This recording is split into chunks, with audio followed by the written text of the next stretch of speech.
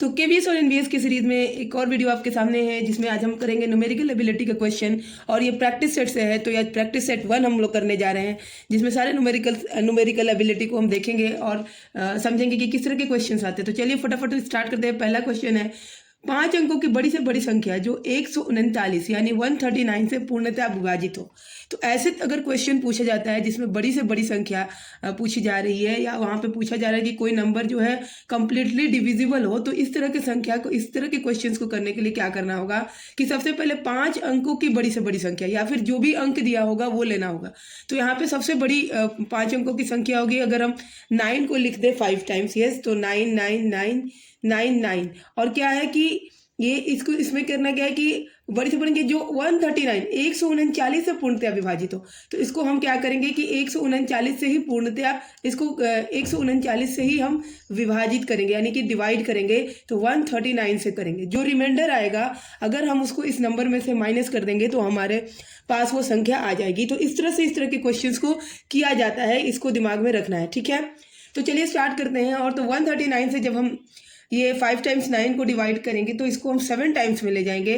तो यहाँ पे हमारा हो जाएगा 7 टाइम्स में ले जाने पे 973 और इसको सब्ट्रैक्ट करेंगे तो 9 में से 3 गया 6 या 9 में से 2 गया 9 में से 7 गया 2 और ये कट गया, ऊपर से 9 है, 269 हो गया। अब हम 1 टाइम्स खाली ले जाएंगे तो 139 हो जाएगा। और 139 में से जब हम करेंगे तो यहाँ 9 से 9 गया 0, 6 से 3 गया 3 और यहाँ 130 हो गया। ऊपर से जब 9 आएगा तो इसको हम अब 9 टाइम्स ले जा सकते हैं और 9 टाइम्स ले जाएंगे तो ये हो जाएगा 1251। अब इसको हम करेंगे अगर सब्ट्रैक्ट तो यहाँ पे 8 आ जाएगा और यहाँ ये 0 है तो ये 10 हो जाएगा, 10 से 5 गया 5 और ये दोनों नंबर कट जाएंगे। तो हमारे पास जो नंबर आया वो आया 58 यानी 58 जो है वो शेष है यानी रिमाइंडर है।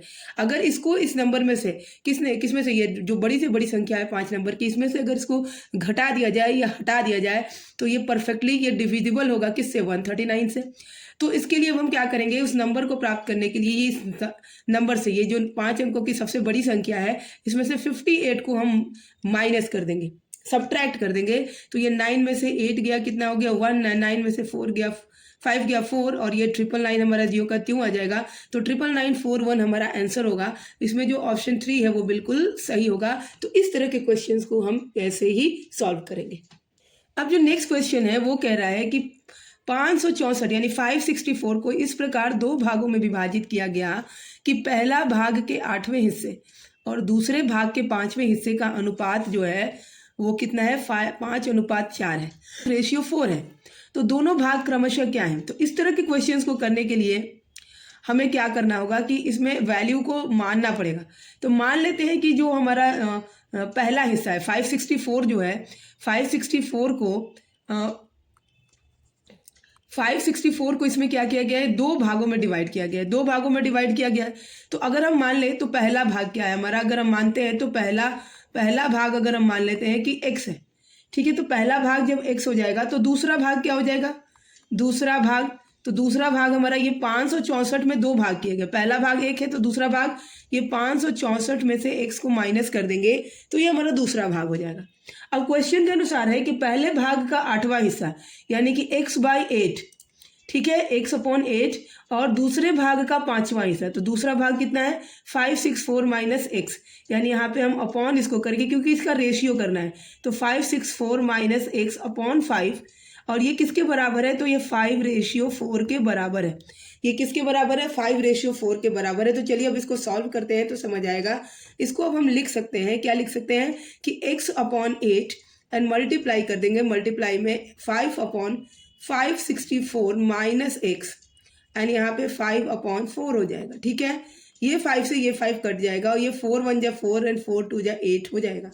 तो अब हमारे पास क्या बचता है कि x/2 और ये जो 564 माइनस x है ये यहाँ चला जाएगा is equal to 564 minus x हो जाएगा, ठीक है। ये हो गया हमारा 564 माइनस x। अब इसको अगर हम सॉल्व करते हैं तो इसको अगर हम सॉल्व करेंगे तो ये हमारा क्या हो जाएगा, x यहाँ आ जाएगा और यहाँ पे 564 माइनस x हो जाएगा।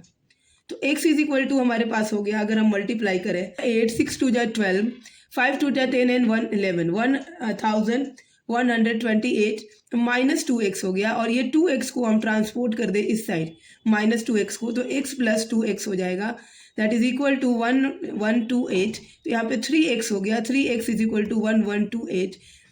तो हमारा x का वैल्यू क्या होगा, अब इसको डिवाइड कर देंगे, 1128 अपॉन x करेंगे, तो 1128 अपॉन x नहीं, ये 3 इसको करना है, 3 करेंगे तो 3 3 × 9, यहाँ पे क्या हो जाएगा, 3 3 × 3 हो जाएगा, ठीक है। एंड यहाँ पे फिर कितना बचा, 2 3 7 = 21 एंड 3 6 = 18। तो x का वैल्यू हमारा आ गया 6, यानी पहला नंबर हमारा कितना कौन सा है, तो पहला नंबर हमारा हो गया 376।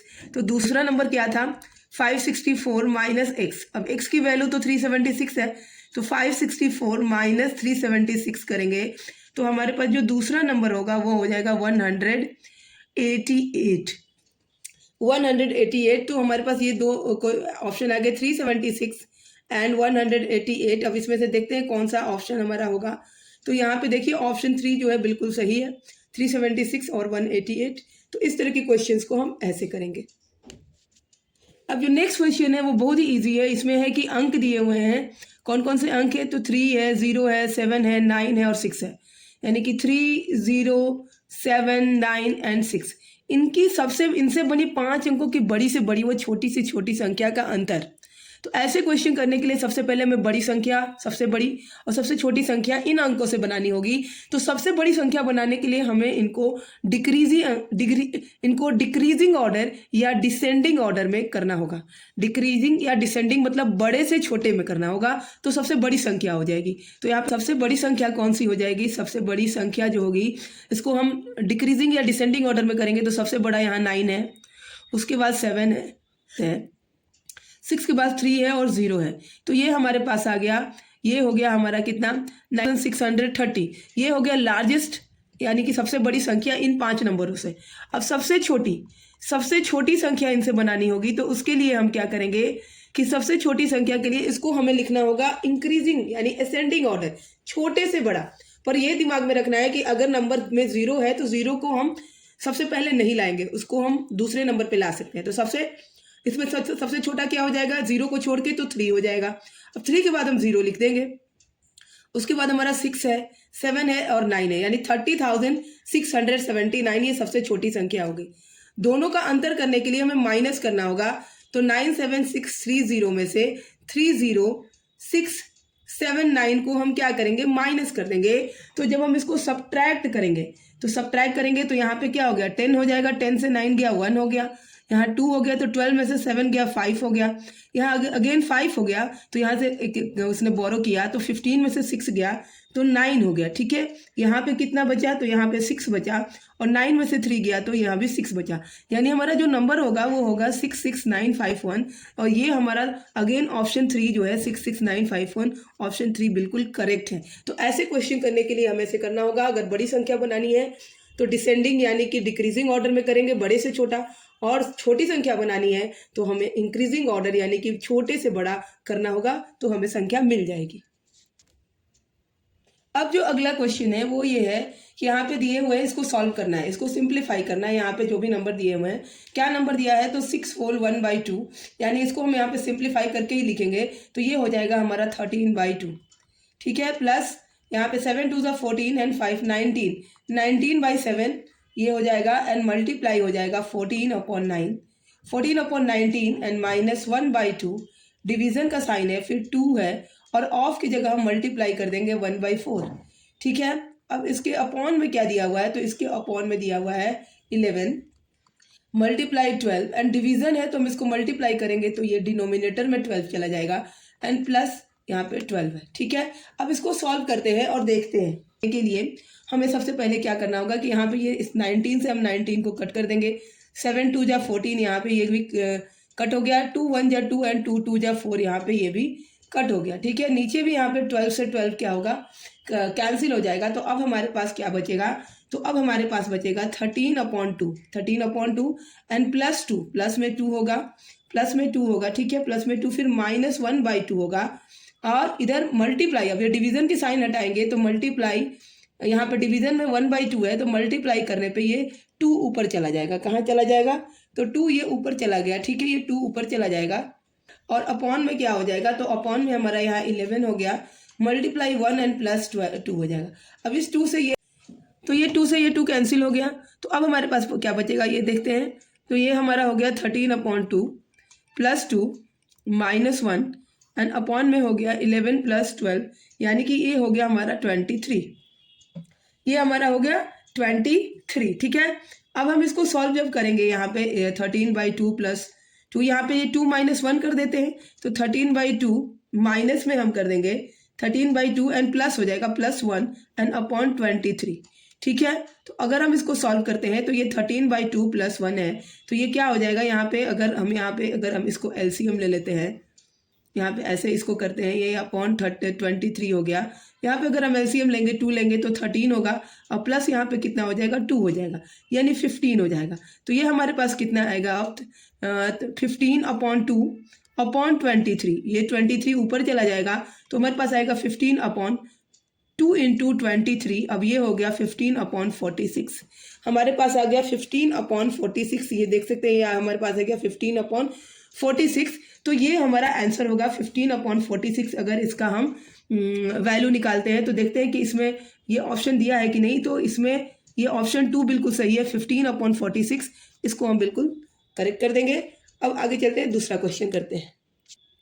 जो अगला क्वेश्चन है, इस तरह के क्वेश्चन बहुत सारे क्वेश्चन पूछे जाते हैं, तो चलिए इसको सॉल्व करते हैं। बोला है कि एक पंखे को 20% के लाभ पर बेचा जाता है यदि पंखे के क्रय मूल्य और विक्रय मूल्य दोनों में से 150 रुपये कम है कर दिया जाता है। अगर 150 रुपये कम कर दिया जाता है तो लाभ 5% बढ़ जाता है। ऑलरेडी 20% है, पर 150 अगर क्रय मूल्य यानी कि सीपी कॉस्ट प्राइस में से और एसपी सेलिंग प्राइस में से अगर 150 रुपये कम कर दिए जाते हैं तो लाभ 20% की जगह 25% यानी 5% और बढ़ जाता है। तो पंखे का वास्तविक क्रय मूल्य बताइए, मतलब इसका सीपी बताना हमें। ऐसे क्वेश्चन करने के लिए, क्योंकि ना इसमें सीपी दिया है ना एसपी दिया है, तो हम मान लेते हैं क्या कि सीपी जो है हमारा कितना है, x है। सीपी कितना है हमारा, सीपी हम मान लेते हैं कि 100 रुपीज़ कितना है, 100 है। हमने 100 रुपीज़ में इसको खरीदा, कितने में खरीदा, 100 में, या इसको हम 100x कर लेते हैं, 100x में इसको खरीदा। तो इसका जो विक्रय मूल्य यानी कि एसपी होगा, एसपी कितना हो जाएगा, क्योंकि 20% का लाभ है तो वो हो जाएगा 120x। अब क्या कह रहा है कि दोनों में 150 रुपीज़ कम करते हैं, अगर दोनों ही क्रय मूल्य में और विक्रय मूल्य में दोनों में हम अगर 150 रुपीज़ कम कर देंगे तो हमारा जो है वो अगर हम सीपी और एसपी में से 150 रुपये कम कर देते हैं तो हमारा जो लाभ प्रतिशत है वो 5% बढ़ जाएगा, ठीक है। तो हमारा जो लाभ प्रतिशत होता है उसका एक फॉर्मूला होता है, यानी कि profit percentage is equal to होता है प्रॉफिट, क्या होता है, प्रॉफिट अपॉन सीपी इंटू 100। ये हमारा फॉर्मूला होता है और इस फॉर्मूला को याद रखना है हमेशा। तो इससे हम निकाल सकते हैं। तो अब हमें बिल्कुल सिर्फ फॉर्मूले पे रख देना है। तो यहाँ पे अगर हमारा लाभ जो है वो कितना होगा, 20x होगा, यानी कि सीपी जब हमारा है 100x और एसपी जब है 120x, तो 120x माइनस 100x करेंगे तो ये 20x हो गया, और ये क्या हो गया, ये लाभ है, यानी कि लाभ है। तो अब लाभ प्रतिशत यानी प्रॉफिट परसेंटेज निकालेंगे तो वो कितना हो जा रहा है, 25 इज इक्वल टू में हमारा सबसे पहले कितना लाभ हुआ, तो 20x का लाभ हुआ 20x अपॉन, और सीपी करना है, सीपी कितना है हमारा 100x माइनस 150 और इंटू में 100 कर देना है, इंटू में हम 100 कर देंगे। तो अब हम क्या करेंगे, इसको मल्टीप्लाई कर देंगे, तो इसको इधर से मल्टीप्लाई करेंगे, 20 यहाँ पे हो जाएगा 25 into 100x minus 150 is equal to 20, यहाँ पे 2000x हो गया, ठीक है। इस तरह से हमारे पास आ गया। अब यहाँ पे करेंगे तो 2500x माइनस हो जाएगा 3750 हमारा हो गया, इज इक्वल टू मल्टीप्लाई करने पे 2000x, ठीक है। तो अब हम इसको ट्रांसपोर्ट करेंगे, 2000x को इधर लाएंगे और 3750 को उधर ले जाएंगे, तो 2500x minus 2000x is equal to 3750 हमारा यहाँ पे हो गया। तो यहाँ पे x हमारा कितना हो जाएगा, 500x इज इक्वल टू 3750। तो x इज इक्वल टू क्या हो गया, 3750 अपॉन 500। इसको हम काटेंगे यहाँ पे 5 से, यहाँ पे 5 से करेंगे तो 5 10 जा 50 होगा, और इसको करेंगे तो आएगा 5 7 जा कितना हो जाएगा, 5 7 जा 35, यस 5 5 जा 25, 75 हो गया। और इसको 10 से करेंगे तो x की वैल्यू जो होगी वो क्या हो गई, 7.5 हो गई। x की वैल्यू 7.5 हो गई तो हमारा जो CP है, CP कितना है, CP हमने माना था कि 100x है, तो 100x यानी कि 100 इंटू 7.5 करेंगे तो हमारे पास कितना हो गया, 750 रुपीज़। यानी हमारा क्रय मूल्य बिल्कुल निकल गया। CP जो होगा हमारा कितना होगा, ₹750 होगा। तो देखिए आंसर में दिया है, जी हाँ बिल्कुल दिया है, ऑप्शन नंबर 2 जो है बिल्कुल सही है। हमारा 750 रुपया क्या हो जाएगा, क्रय मूल्य हो जाएगा। तो इस तरह के क्वेश्चंस को हम इस तरह से करेंगे। तो हमारा जो नेक्स्ट क्वेश्चन है वो है कि 1/6, 1/6, 1/12, 1/20, 1/30 और इसके बाद के नेक्स्ट दो पैटर्न को हमें फॉलो करना है। तो किस तरह से हम करेंगे इसको, तो इसको अगर हम देखें तो ये एक पैटर्न को फॉलो हो रहा है, उस पैटर्न को पकड़ना है और यहाँ पे थोड़ा सा अपना दिमाग लगाना पड़ेगा।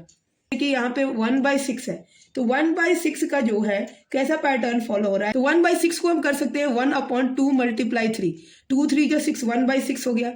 उसी तरह से 1/12 है, तो अब देखिए हमें क्या करना है कि इंक्रीजिंग ऑर्डर में नंबर्स को लेने हैं। तो ये दूसरा वाला नंबर और एक इससे आगे वाला नंबर लेना है। 1/3 मल्टीप्लाई 4 कर देंगे तो 1/12 हो जाएगा। तीसरा नंबर हमारा क्या हो जाएगा, तीसरा नंबर हो जाएगा 1/4 मल्टीप्लाई 5 यानी 1/20 हो गया। उसी तरह से चौथा नंबर क्या हो गया, 1/5 मल्टीप्लाई 6 तो ये 1/30 हो गया। तो अगर सातवां नंबर की बात करें तो हम 1/6 लेंगे और मल्टीप्लाई 7 से करेंगे तो ये कितना हो जाएगा हमारा 1/42 हो जाएगा। और इसके बाद वाला नंबर को करना होगा, तो इसके बाद वाले नंबर को करने के लिए 1/7 मल्टीप्लाई 8 करेंगे तो 1/56, 7 8 जा 56 तो 1/56 हो जाएगा। यानी कि दूसरा नंबर जो दो आगे के नंबर होंगे, एक होगा 1/42 और दूसरा नंबर जो हो जाएगा वो हो जाएगा 1/56। तो इसमें देख लेते हैं कौन सा ऑप्शन सही है। तो इसमें देख सकते हैं ऑप्शन 3 जो है बिल्कुल सही है, 1/42 एंड 1/56। तो इसको हम एकदम करेक्ट कर देंगे। चलिए अब इसके बाद नेक्स्ट क्वेश्चन को देखते हैं। नेक्स्ट क्वेश्चन बोल रहा है कि 5 घंटे एक साथ बजना शुरू करते हैं। 5 घंटे एक साथ बजना शुरू करते हैं, कौन कौन से हैं, क्रमशः 6 7 8 9 और 12 सेकंड के अंतर। घंटे जो है घड़ी के घंटे एक साथ बज रहे हैं 5 घंटे और उनके बीच का अंतराल कितना है, वहाँ बजने शुरू करते हैं कितने, 6 7 8 9 और 12 सेकंड के अंतराल पे। जो उनके टाइम के बीच का अंतर है वो 6 7 8 9 और 12 सेकंड है। तो कितने सेकंड बाद वो फिर एक साथ बचेंगे। तो ऐसा अगर क्वेश्चन पूछा जाता है तो कुछ भी नहीं करना है, सीधा इसका एलसीएम निकाल देना है। तो हम इसका एलसीएम निकाल लेंगे, ठीक है। तो अगर हम एलसीएम निकालते हैं किसका, 6 का, 7 का, 8 का, 9 का और 12 का, तो चलिए देखते हैं एलसीएम क्या होगा। 2 से करेंगे, 2 3 जा 6, 7 हमारा ऐसे ही आ जाएगा, 2 4 जा 8 और 9 भी ऐसे ही आएगा, 3 4 जा 12 हो जाएगा, ठीक है। इसके बाद फिर से हम 2 से कर देते हैं, 3 हो जाएगा, 7 यहाँ आ जाएगा, फिर यहाँ पे 2 2 जा 4 आ जाएगा, ठीक है। यहाँ पे 1 मिनट गलती हो गई, यहाँ पे 2 6 जा 12 होगा ना, तो 2 6 हो गया, यहाँ पे 2 2 जा 4 हो गया, यहाँ पे 9 आ जाएगा, 2 3 जा 6 आ जाएगा, ठीक है। अब हम क्या कर सकते हैं, तो अब हम 3 से कर सकते हैं। तो 3 से करेंगे, 3 1 जा 3, 7 हमारा आ गया ऐसे ही और 2 भी आ जाएगा, 3 3 जा 9 एंड 3 1 जा 3।